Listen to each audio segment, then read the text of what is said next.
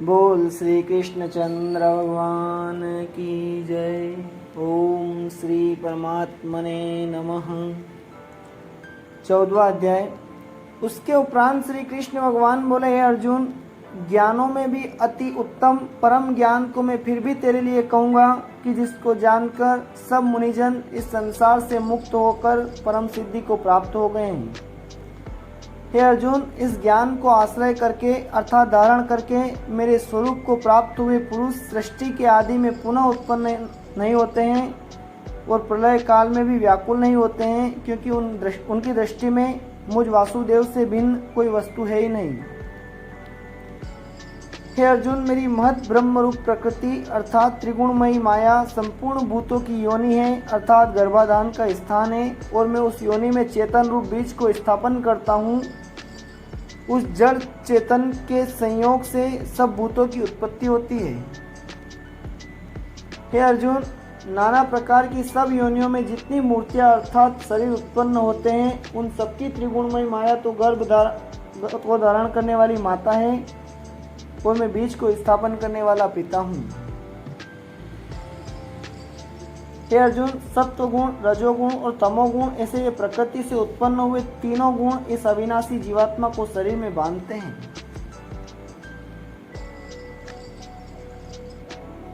हे निष्पाप, उन तीनों गुणों में प्रकाश करने वाला निर्विकार सत्वगुण तो निर्मल होने के कारण सुख की आसक्ति से और ज्ञान की आसक्ति से अर्थात ज्ञान के अभिमान से बांधता है।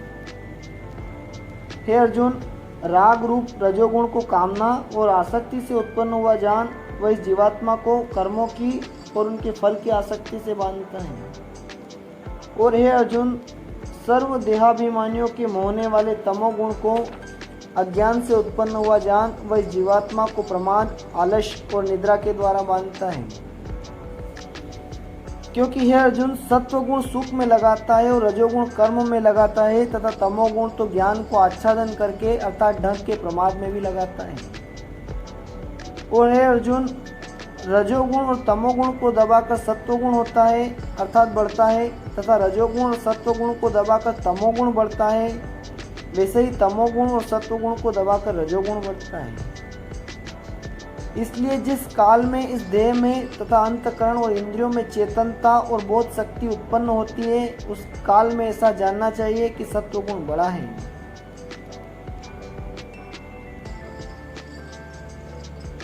और हे अर्जुन, रजोगुण के बढ़ने पर लोभ और प्रवृत्ति अर्थात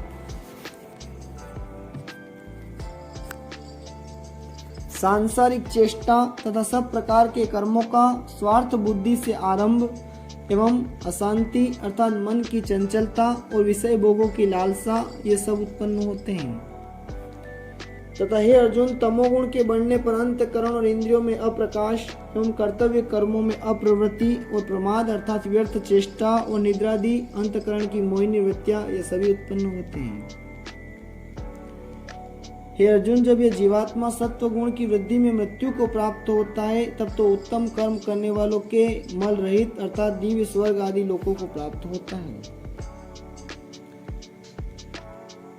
रजोगुण के बढ़ने पर अर्थात जिस काल में रजोगुण बढ़ता है उस काल में मृत्यु को प्राप्त होकर कर्मों की आसक्ति वाले मनुष्यों में उत्पन्न होता है तथा तमोगुण के बढ़ने पर मरा हुआ पुरुष, कीट, पशु आदि मूल योनियों में उत्पन्न होता है। क्योंकि सात्विक कर्म का तो सात्विक अर्थात सुख, ज्ञान और वैराग्य आदि निर्मल फल कहा है और राजस कर्म का फल दुख एवं तामस कर्म का फल अज्ञान कहा है। सत्वगुण से ज्ञान उत्पन्न होता है और रजोगुण से निसंदेह लोभ उत्पन्न होता है तथा तमोगुण से प्रमाद और मोह उत्पन्न होते हैं और अज्ञान भी होता है। इसलिए सत्व गुण में स्थित हुए पुरुष स्वर्ग आदि उच्च लोकों को जाते हैं और रजोगुण में स्थित राजस पुरुष मध्य में अर्थात मनुष्य लोक में रहते हैं एवं तमोगुण के कार्य रूप निद्रा, प्रमाद और आलस्य आदि में स्थित हुए तामस पुरुष अधोगति को अर्थात कीट, पशु आदि नीच योनियों को प्राप्त होते हैं। हे अर्जुन, जिस काल में दृष्टा अर्थात समष्टि चेतन में एक ही भाव से स्थित हुआ साक्षी पुरुष तीनों गुणों के सिवा अन्य किसी को करता नहीं देखता है, अर्थात गुण ही गुणों में बरतते हैं ऐसे देखता है, और तीनों गुणों से अति परे सच्चिदानंद घन स्वरूप मुझ परमात्मा को तत्व से जानता है, उस काल में वह पुरुष मेरे स्वरूप को प्राप्त होता है। तथा यह पुरुष इन स्थूल शरीर की उत्पत्ति के कारण तीनों गुणों को उल्लंघन करके जन्म, मृत्यु, वृद्धावस्था और सब प्रकार के दुखों से मुक्त हुआ परमानंद को प्राप्त होता है। इस प्रकार भगवान के रहस्य युक्त वचनों को सुनकर अर्जुन ने पूछा कि हे पुरुषोत्तम, इन तीनों गुणों से अतीत हुआ पुरुष किन किन लक्षणों से युक्त होता है और किस प्रकार के आचरणों वाला होता है, तथा हे प्रभु, मनुष्य किस उपाय से इन तीनों गुणों से अतीत होता है।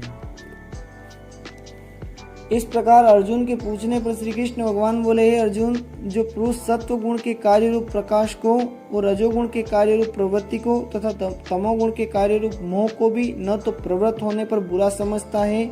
और न निवृत्त होने पर उनकी आकांक्षा करता है, तथा जो साक्षी के सदस्य स्थित हुआ गुणों के द्वारा विचलित नहीं किया जा सकता है और गुण ही गुणों में बरतते हैं ऐसा समझता हुआ, जो सच्चिदानंद घन परमात्मा में एक ही भाव से स्थित रहता है एवं उस स्थिति से चलायमान नहीं होता है, जो निरंतर आत्म भाव में स्थित हुआ दुख सुख को समान समझने वाला है, तथा मिट्टी, पत्थर और सुवर्ण में समान भाव वाला और धैर्यवान है, तथा जो प्रिय और अप्रिय को बराबर समझता है और अपनी निंदा स्तुति में भी समान भाव वाला है, तथा जो मान और अपमान में सम है एवं मित्र और वैरी के पक्ष में भी सम है, वह संपूर्ण आरंभों में कर्तापन के अभिमान से रहित हुआ पुरुष गुणातीत कहा जाता है। और जो पुरुष अव्यभिचारी भक्ति रूप योग के द्वारा मेरे को निरंतर बचता है, वह इन तीनों गुणों को अच्छी प्रकार उल्लंघन करके सच्चिदानंद घन ब्रह्म में एक ही भाव होने के लिए योग्य होता है। हे अर्जुन, उस अविनाशी पर ब्रह्म का और अमृत का तथा नित्य धर्म का और अखंड एक रस आनंद का मैं ही आश्रय हूँ, अर्थात उपयुक्त ब्रह्म, अमृत, अवयव और शाश्वत धर्म तथा एकांतिक सुख, ये सब मेरे ही नाम है, इसलिए इनका मैं परम आश्रय हूँ। इति श्रीमद् भगवद गीता रूपी उपनिषद एवं ब्रह्म विद्या तथा योग शास्त्र विषयक श्री कृष्ण और अर्जुन के संवाद में गुण त्रय विभाग योग नामक 14वां अध्याय समाप्त। बोल श्री कृष्ण चंद्र भगवान की जय।